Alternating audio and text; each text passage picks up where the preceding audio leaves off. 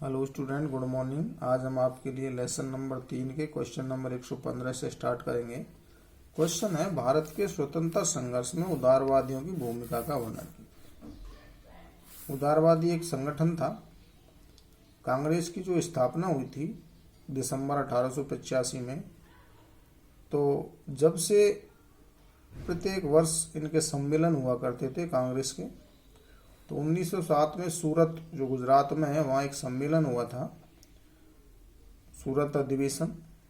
तो वहाँ कांग्रेस संगठन दो गुटों में बट गया था, गरम दल और नरम दल। नरम दल को उदारवादी कहा गया था और गरम दल को गरमपंथी दल कहा गया था। यानी उदारवादी नरम दल के लोगों को कहा गया था। उदारवादी और गरमपंथी लोगों में ये संगठन बट गया था। तो दोनों संगठनों की अलग अलग भूमिका थी भारत के स्वतंत्रता संघर्ष में। तो हम इसमें उदारवादी यानी नरम दल के बारे में बात करेंगे। 1885 से 1905 तक कांग्रेस का प्रथम चरण था। क्या था? यानी स्थापना कब हुई? 1885 और 1905 तक इसका प्रथम चरण था, जिसे उदारवादी राजनीतिक युग कहा गया। इस युग में भारतीय स्वतंत्रता संघर्ष का नेतृत्व उदारवादी नेताओं के हाथ में रहा। ये नरम दल के जो नेता थे, उदारवादी नेताओं में देखो कौन कौन थे। दादा भाई नौरोजी, गोपाल कृष्ण गोखले, सुरेंद्र नाथ बनर्जी, फिरोज शाह मेहता, दिनसा वाचा आदि प्रमुख नेता थे जो कि उदारवादियों में थे। उदारवादियों के सिद्धांत या विचार निम्नलिखित थे। अपन सिद्धांत कह दें या इनको हम विचार भी कह सकते हैं, ठीक है, सिद्धांत या विचार। देखो पहला क्या था, ये लोग अपनी राजनीति की जो व्याख्या है उदारवाद और संयम के समन्वय से करते थे। यानी इन्होंने अपनी राजनीतिक जो व्याख्या की थी वो संयम के तौर पर की और उदार नीति से की। ये लोग भारतीयों के लिए धर्म और जाति के पक्षपात के विरोधी थे। यानी धर्म और जाति के आधार पर पक्षपात ये नहीं करना चाहते थे और उसका विरोध भी करते थे। मानवीय समानता, कानून के सामने बराबरी, मानवीय समानता के पक्ष में थे। कानून के सामने सभी को बराबर का अधिकार मिले। स्वतंत्रता के प्रसार और प्रतिनिधि संस्थाओं के विकास के समर्थ।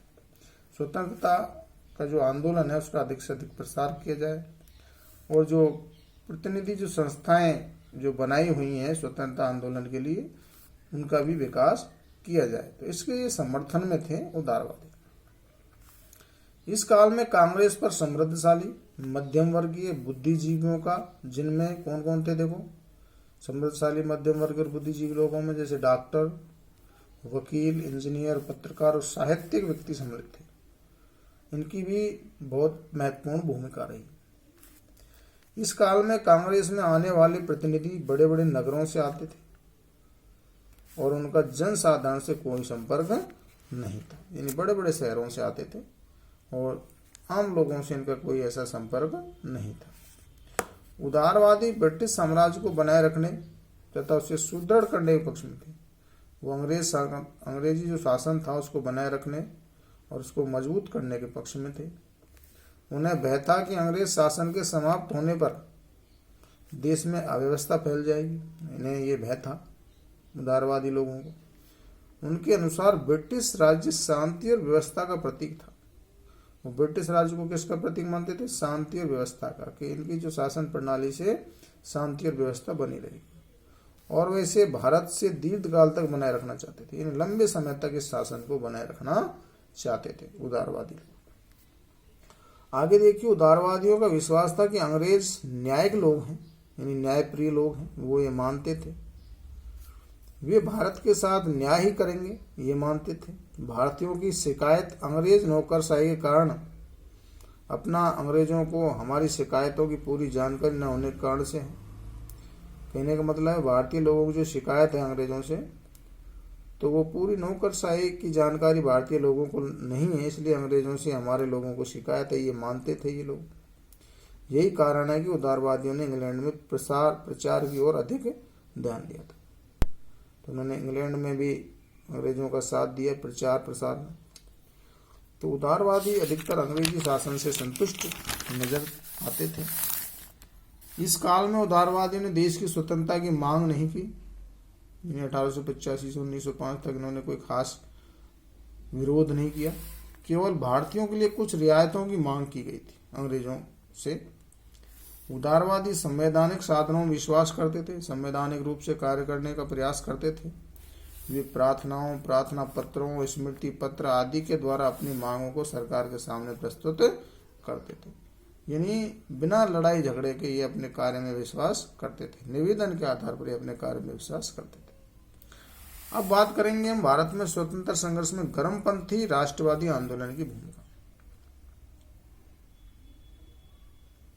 का वर्णन कीजिए। गर्मपंथी राष्ट्रवादी आंदोलन यानी गर्मपंथी जो लोग थे, इनकी क्या भूमिका थी। देखिए, 1905 से 1919 तक राष्ट्रीय आंदोलन का काल उग्रवाद का काल कहलाता है। क्या कहलाता है? उग्रवाद यानी गर्मपंथी दलों का। गर्मपंथी नेताओं में बाल गंगाधर तिलक, विपिन चंद्रपाल, लाला लाजपत राय, जिनको लाल बाल पाल के नाम से जानते थे, अरविंद घोष आदि के नाम से उल्लेखनीय है। कांग्रेस में फूट की प्रक्रिया उस समय शुरू हो गई जब लोकमान्य तिलक का यानी बाल गंगाधर तिलक का समाज सुधार के प्रश्न पर गर्मपंथी दल से विवाद हो गया।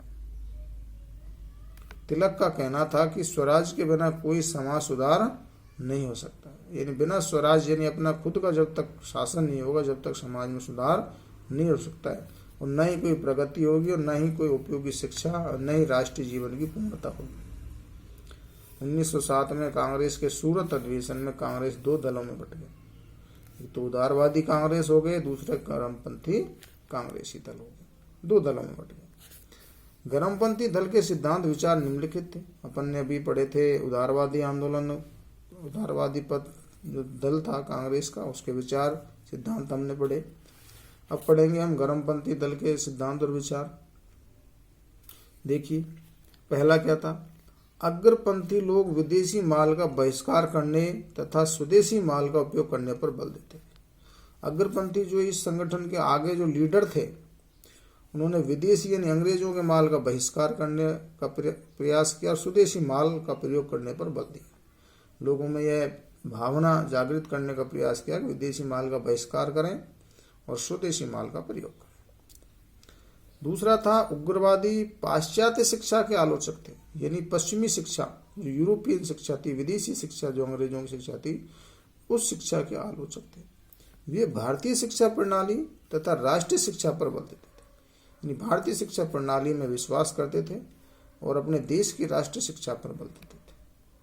उनका कहना था कि नियंत्रित शिक्षा संस्थाओं के स्थान पर एक राष्ट्रीय शिक्षा योजना बनाई जाए, यानी जो अंग्रेजों के द्वारा नियंत्रित जो शिक्षा प्रणाली है, उसके उन संस्थानों के स्थान पर एक नई राष्ट्रीय शिक्षा योजना बनाई जाए तथा विद्यार्थियों को देश सेवा में लगाया जाए, ये इनका मानना था। आगे देखिए, अंग्रेजी अग्रपंथी लोगों ने राजनीतिक अधिकारों की प्राप्ति के लिए बहिष्कार किया, स्वदेशी आंदोलन किए, राष्ट्रीय शिक्षा के माध्यम से अपनी मांगें मनवाने पर बल दिया, यानी अंग्रेजों के सामने ये बातें रखी। अग्रपंथी ब्रिटेन से संबंध तोड़कर पूर्ण स्वराज के समर्थक थे। वो अंग्रेजी साम्राज्य को हटाना चाहते थे और अपने देश का खुद का स्वराज्य प्राप्त करने के समर्थन में प्रयासरत थे। आगे है देखिए,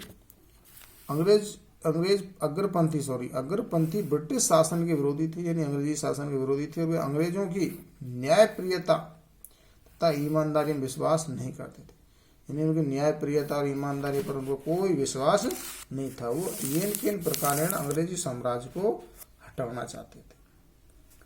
आगे देखिए, अगला प्रश्न है, निम्न पर टिप्पणी लिखिए। रॉलेट एक्ट, जलियांवाला बाग हत्याकांड, खिलाफत आंदोलन, असहयोग आंदोलन, साइमन कमीशन। तो इनके ऊपर आपको टिप्पणी पूछी जा सकती है, किसी एक के ऊपर भी आपको इसमें से टिप्पणी एग्जाम में पूछी जा सकती है। देखिए, सबसे पहले रॉलेट एक्ट के बारे में जानेंगे। प्रथम विश्व युद्ध जो 1914 से 18 तक चला था, समाप्ति के बाद, प्रथम विश्व युद्ध समाप्ति के बाद यानी 1918 के बाद ब्रिटिश सरकार ने यह आश्वासन दिया था कि भारतीयों को अधिक से अधिक सुविधाएं दी जाएंगी।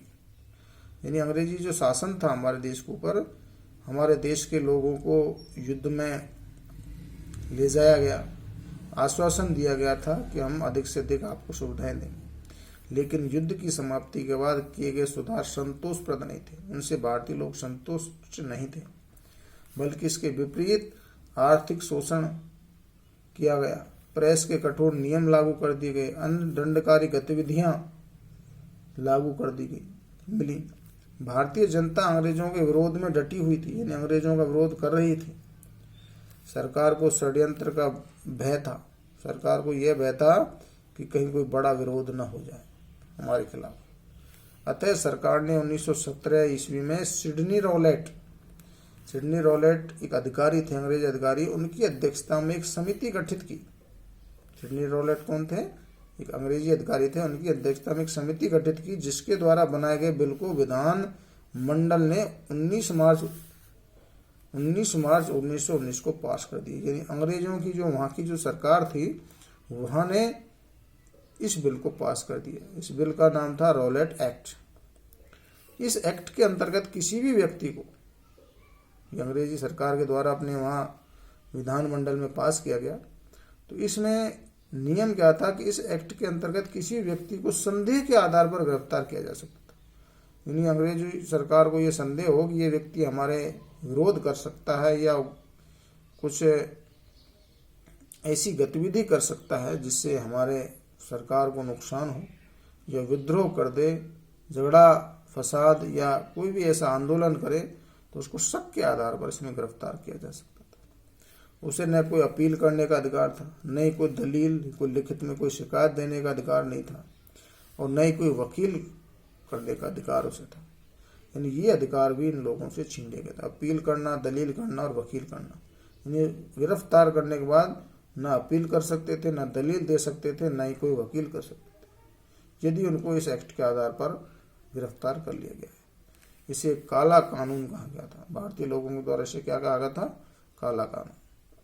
तो विद्यार्थियों, आगे अगली वीडियो में बताएंगे आपके लिए। यहाँ तक किसी भी विद्यार्थी को दिक्कत हो तो कमेंट में बॉक्स में जाके ज़रूर पूछें, और चैनल को लाइक और सब्सक्राइब जरूर करें। थैंक यू, धन्यवाद।